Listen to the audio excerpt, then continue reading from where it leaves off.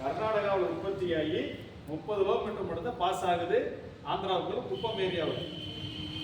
23 check dam கட்டி வச்சிருக்காங்க. எத்தனை?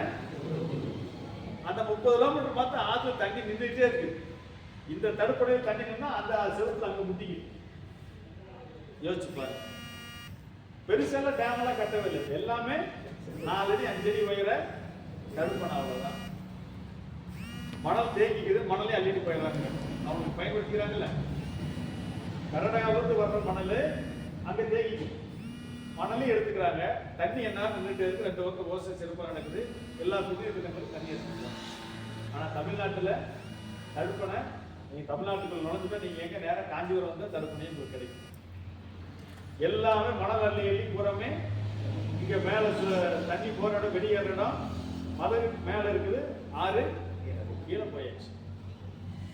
அது எல்லா பக்கம் ஊழல் ஊழல் ஊழல். இன்னைக்கு நம்ம போராடி கொஞ்சம் கொஞ்சமா மாற்றத்தை, முன்னேற்றத்தை நோக்கி நாம் வந்து கொண்டிருக்கிறோம்.